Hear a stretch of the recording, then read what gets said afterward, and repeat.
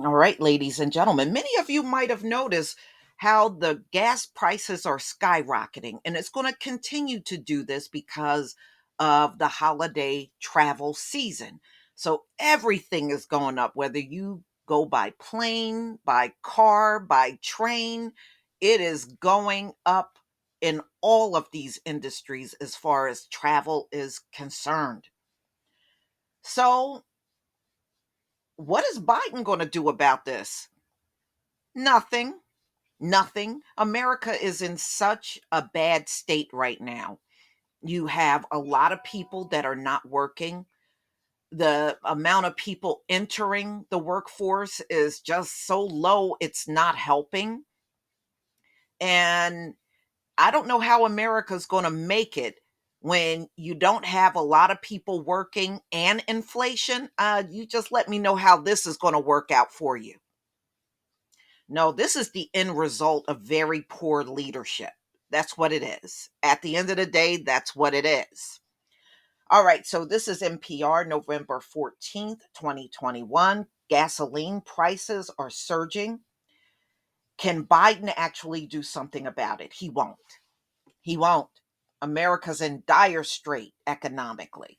They need all of the money they can get their hands on right now. Let me go ahead and play this audio from NPR. Gas prices, home heating bills, energy of all kinds is getting more expensive. President Biden is promising to do something about it. Here's Energy Secretary Jennifer Granholm on PBS NewsHour on Monday. The president is all over this. He's looking at whatever short-term tools he has to be able to relieve the pain that people may be feeling at the pump. But what exactly are those tools? NPR's Camila Domonoski joins us now to discuss. Good morning, Camila. Hi, Danielle. The average price of a gallon of gasoline is around $3.40, Camila, which is the highest it's been in 7 years. So, how big of a problem is that for the Biden administration? It's a big problem. Just last week we had data showing a surge in inflation, which was mostly driven by energy prices. Inflation is one of the country's biggest economic challenges right now, so obviously this is a huge concern for the White House. And it's also a perception issue. Presidents don't set gas prices, but they're usually blamed for them. And yeah, a lot of people are blaming Biden for these prices we're seeing right now, even though he didn't cause them. Okay, so if Joe Biden didn't set these prices, why are gas prices so high right now? Well, oil demand crashed back at the very beginning of the pandemic. We all stopped driving, we stopped flying, and that meant that oil production had to go down really quickly too. Now demand has come back and production just hasn't kept up. It's kind of like if supply and demand were on a seesaw, and normally both sides are making tiny adjustments to try to stay wobbling somewhere around level, right? But then demand completely fell off, and the seesaw crashed to one side. The supply side had to jump off too. Now they're trying to rebalance the seesaw, but it's just really hard with everybody climbing back on. And it's oil companies or countries like Saudi Arabia that control their oil industry that are actually deciding who jumps on that seesaw when. The White House isn't making those decisions.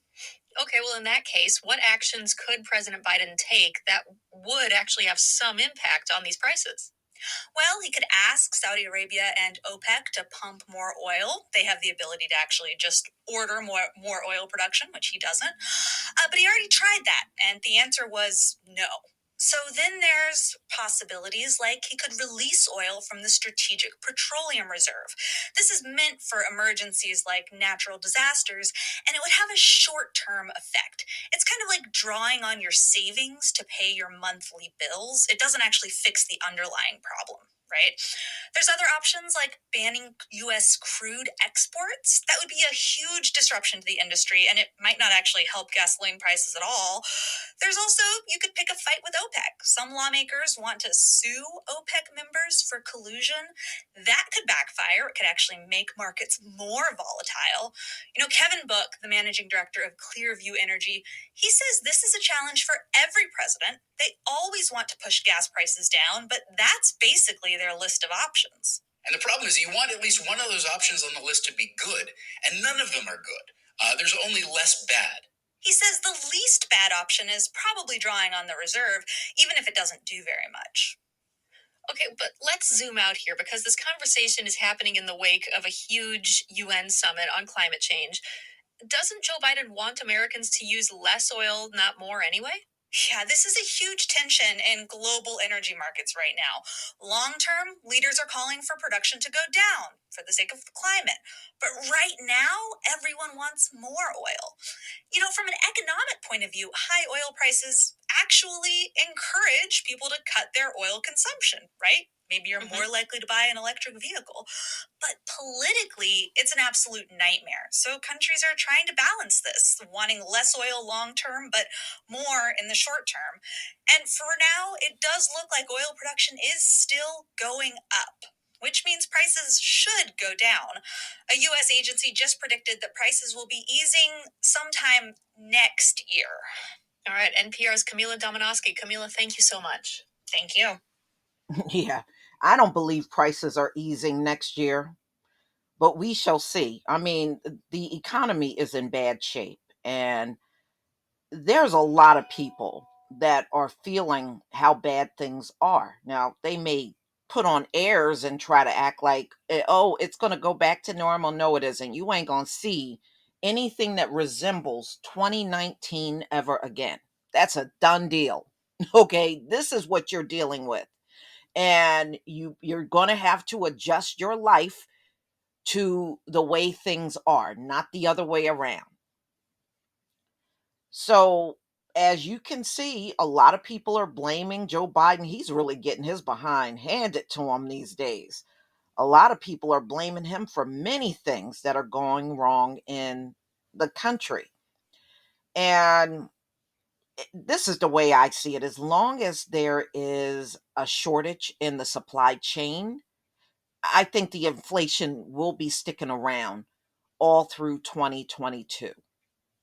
Not unless you got a plan that's going to make this place rebound, which I don't think they have got that kind of plan, ladies and gentlemen, based on how we have seen things from the lockdown of March 2020 all the way up until now. There is no plan. These folks just assume economically everything would always be good. And now they're seeing that is not the case at all. So if you have no plan, then none of this is going to go away. See, they believe in whatever they can't handle, just ignore it. Well, ignore it ain't going to get you anywhere, but in a worse situation.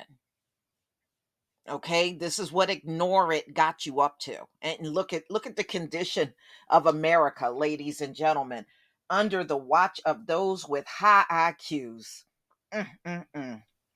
But y'all, please tell me what you think. Everybody is feeling the crunch at the pumps now. And you can best believe they're going to keep these prices up all through the winter. All through the winter. Please leave your comment and subscribe. Don't forget to hit on the notification bell, and I'll see you on the next video. Peace, fam.